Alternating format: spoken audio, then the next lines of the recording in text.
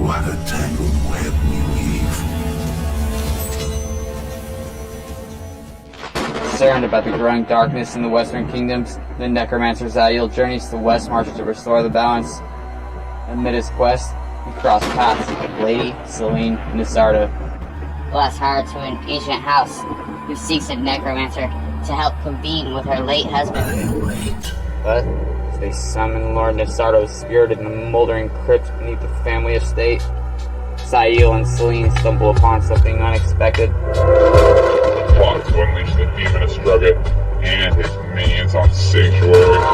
Celine and Zayl become entangled in a web of alliances and intrigues that embroil both the nobility and Celine's bloodline. Prepare a horrific ritual to ensure his coming. To his return, the moon of the spire is at the heart of the mounting evil in Westmarch. Wields no weapon. 17. Still held tight in the Night Howler's grip, Zayl's view of the mist-enshrouded forest was a nightmarish and often out of perspective series of images. Black forms scuttled and scurried among and in the trees behind them, a hissing pack whose sole purpose now was slaying the giant and the necromancer, and even possibly Celine. The noble woman had grown silent, either exhausted by the escape or simply grieving for her brother. Whether or not she could hear him, Zayl had no intention of speaking to her about Sardak. That might lead him to blurt out his deep fear that Sardak had inadvertently given Caribitis and Lord Jitan exactly what they wanted. For the sake of not just Sardak's soul, but everyone else's as well, Zayl had to hope that Celine's brother had perished from the poison in his attacker's fangs before Caribitis could do anything. Only the fleshless head of Humbart Wessel, firmly packed in the pouch at Zayl's side, had dared any initial comment, and his head consisted of, "What the devil are we doing? Is there an earthquake?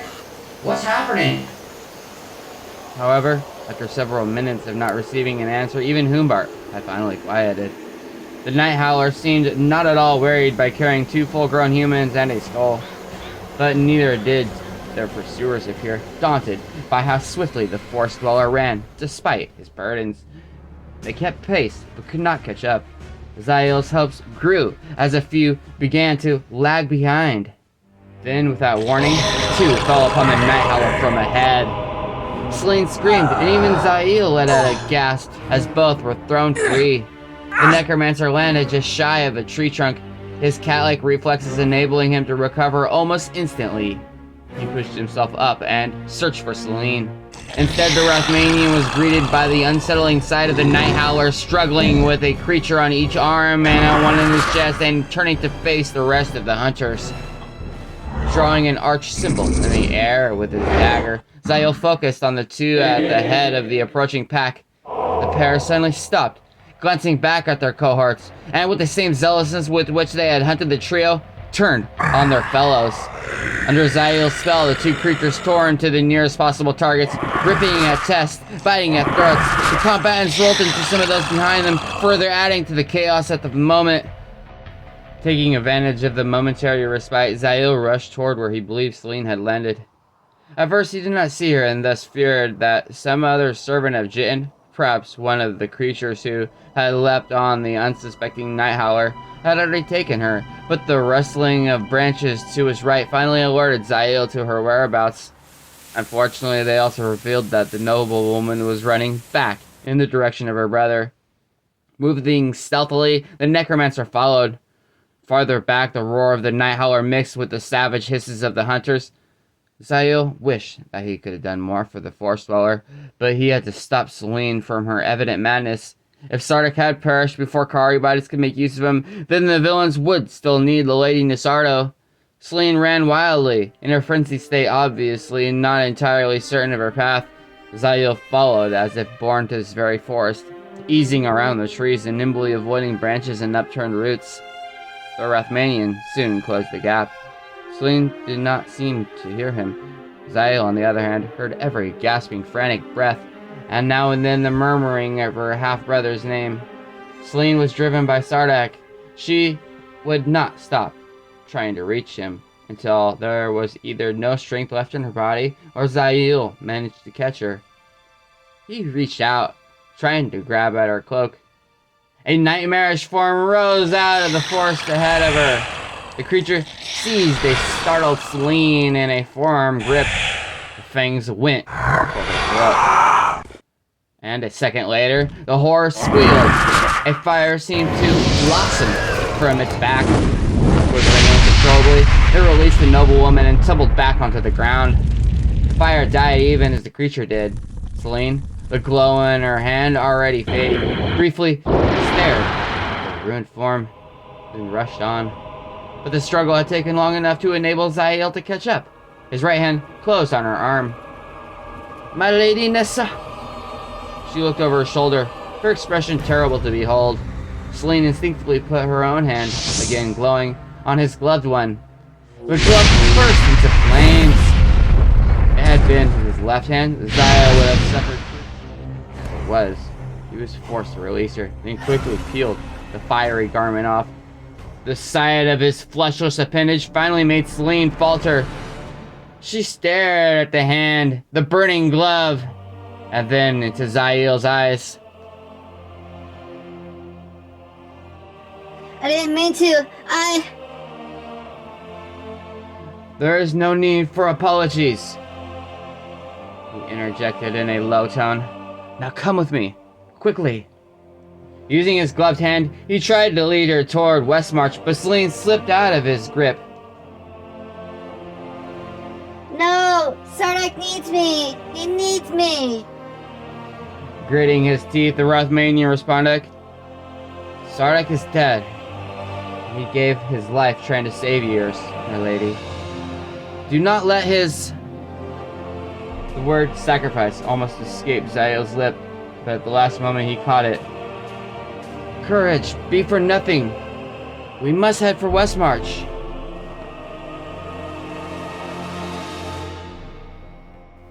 We dare not go there! Torion! Will not let harm come to you. He will protect you in any way he can, my lady. She put her hands on her hips in defiance. And what about you? I will make do. Now, Selene turned away. No! There must be somewhere else. She glanced back again, the strain of events clearly showing. Besides, I can feel him. He needs me. Feel him? Was her relationship with Sardak so close that she could sense if he was alive or dead? Sardak had hinted something of the same earlier. That renewed Zayel's concern that Karibatis might be able to use the dying brother in place of his original sacrifice. But Zayel could take no chances. For her sake and much more, Selene had to come with him. With her gaze once more turned from him, Zayel brought up the dagger. Forgive me for this, Selene, he whispered. He touched her on the back of the head with the hilt. Selene let out a slight gasp and fell forward. What did you do? Asked the voice from his side. Humbar, aware of the danger of distracting his friend, but stayed silent throughout the entire struggle, but now finally thought it safe to speak up. I can't see it, but I know you've done something to the lass. Quiet, Humbar. I have no choice. The skull grumbled, but otherwise said nothing. When he turned to face her eyes were open. Zayl waited until he was certain that they would not blink, then whispered, You will come with me, Selene Nisardo. You will return to the city, even if I should fall to harm.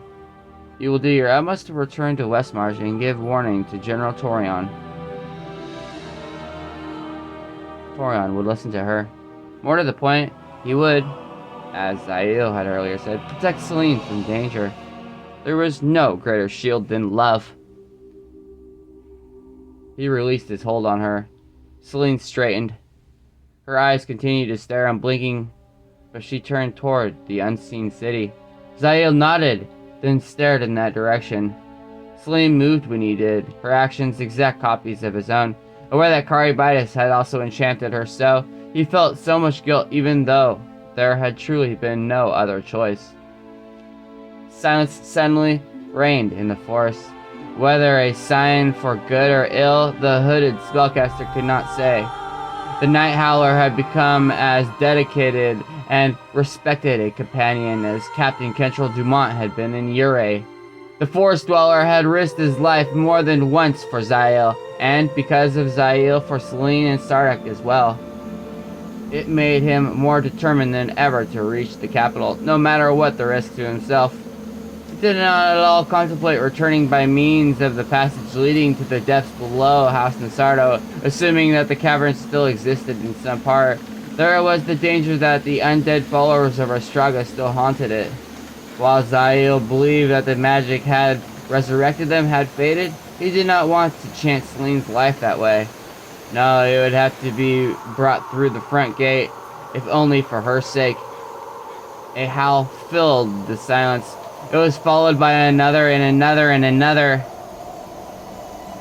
Now, what's that? Quiet, I said, Humbar. Only then did Zayl notice, though the day had faded away, a light shining down from the sky. The Rothmanian looked up and beheld the moon, but a moon such as even he had never witnessed. It was a time when it should not have been, and seemed so much closer than it was right. And over the upper edge, a peculiar, almost menacing shadow had begun to spread.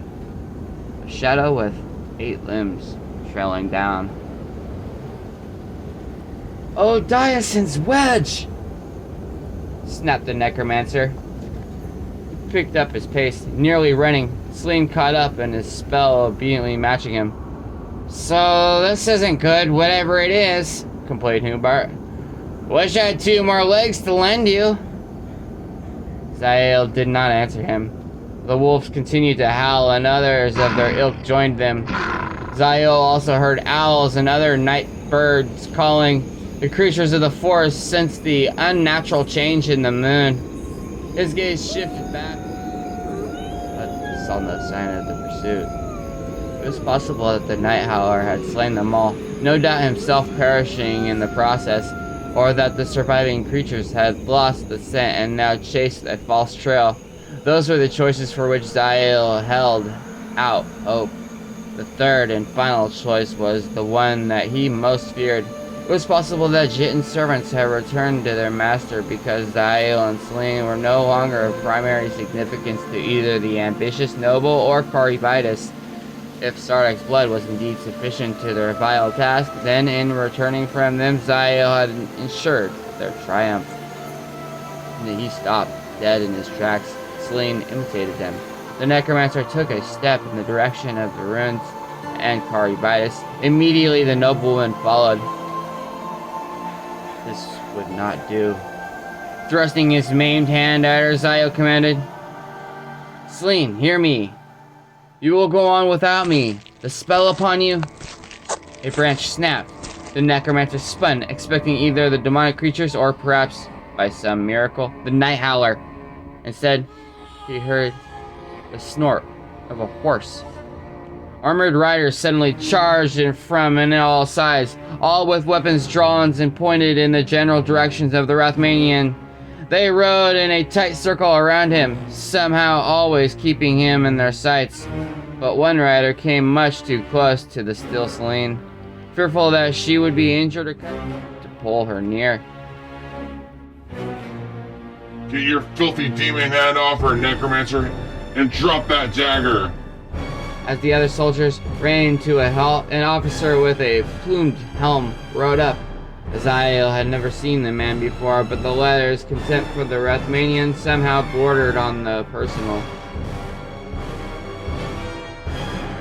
Fate is surely with me. He crowed. The elusive Zayl at last.